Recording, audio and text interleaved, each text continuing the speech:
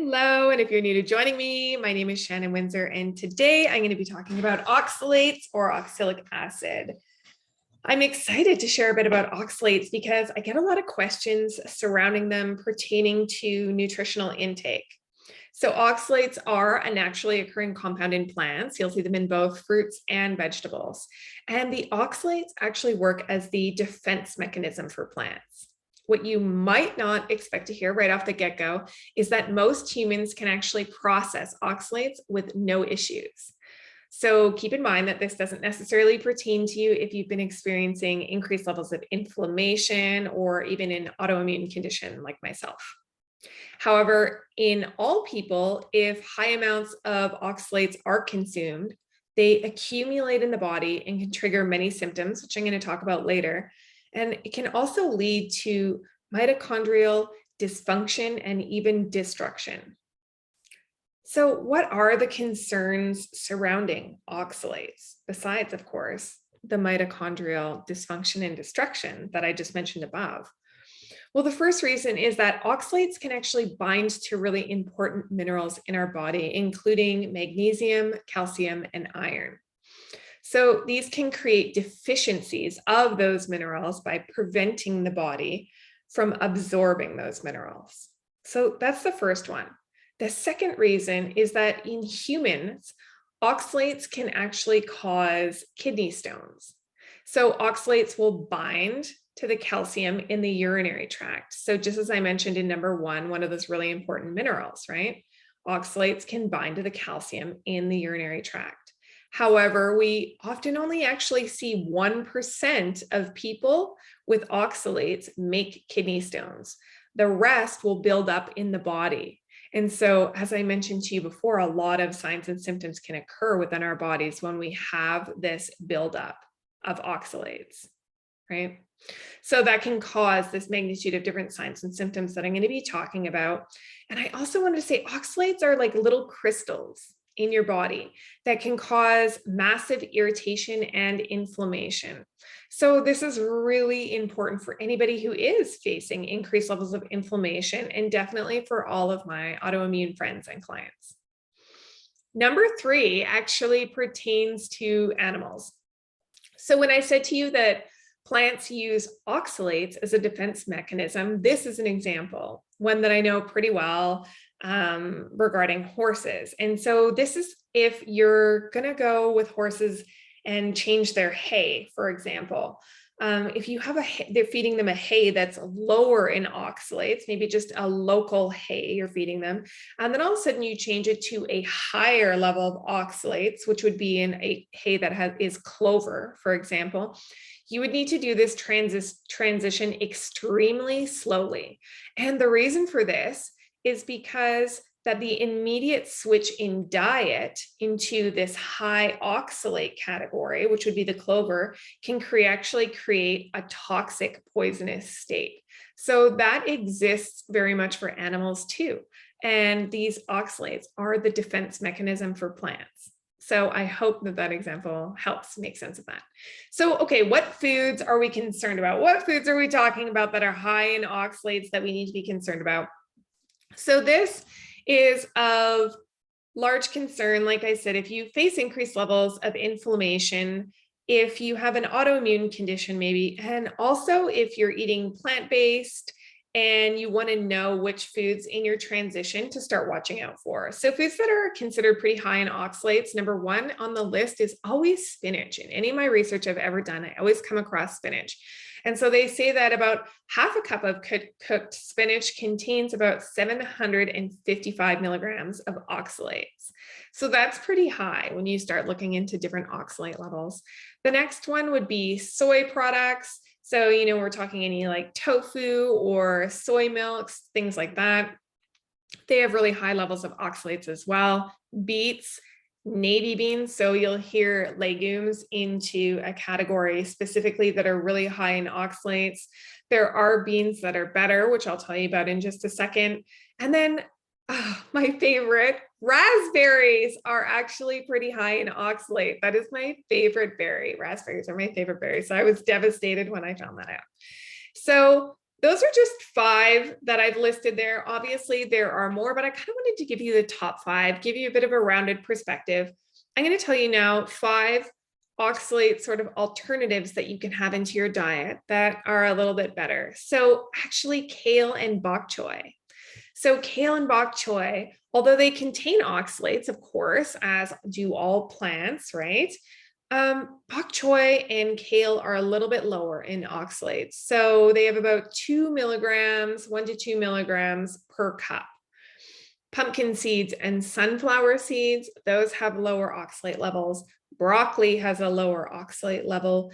Kidney beans, right? We were talking about before navy beans and how they were high in oxalates. So an alternative to that that would be good is kidney beans, right?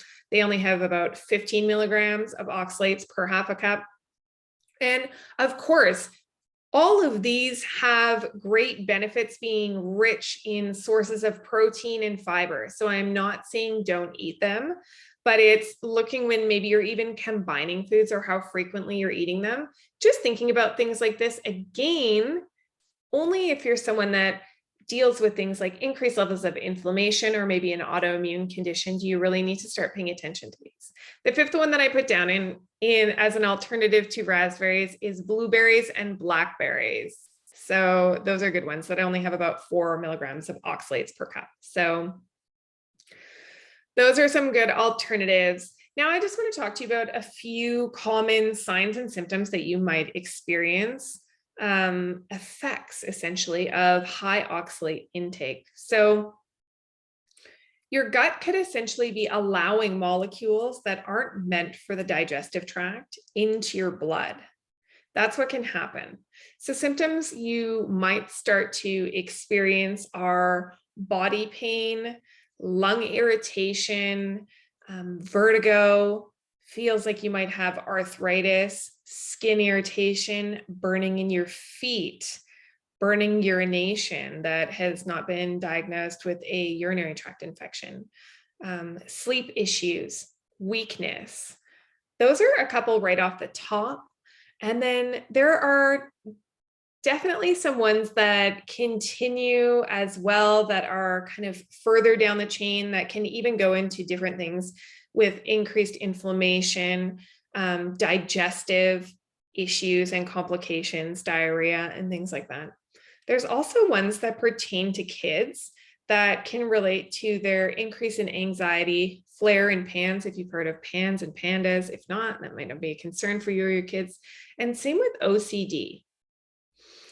So there are some supplements that I just wanted to list off that are some of my top favorites in this area to be able to utilize as someone who faces an autoimmune condition.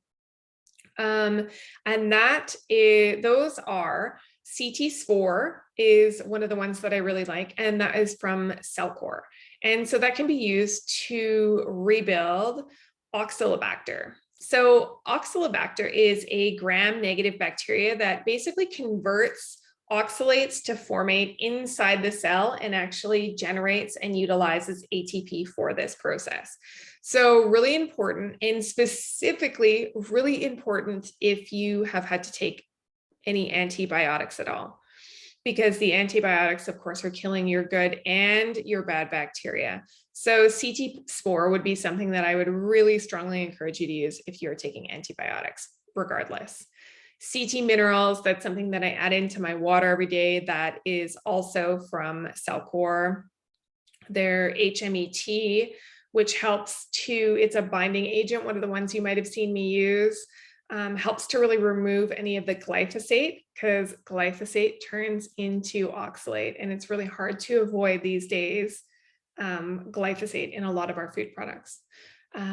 As well, the magnesium that I use by Bioptimizers, I have a link for that I share. There's a link in my bio under my favorite things that I love to share from Bioptimizers. So those are things that are really important, as well as your B vitamins, B1, B6, and glucosamine, another really great one. So if it's something you're concerned about and you're looking for supplements that help, another one that I love is the Inflamma Control. That is by Cellcore as well.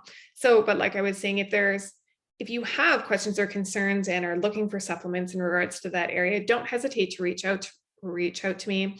There are a lot of supplements that I really find useful, and it's very individual dependent. So don't hesitate to reach out to me. So a few things that I want you to keep in mind after hearing all this is that, once again, I just want to remind you that most humans can process oxalates with no issues, really, when consumed within reasonable quantities, right? And when you have a healthy gut microbiome.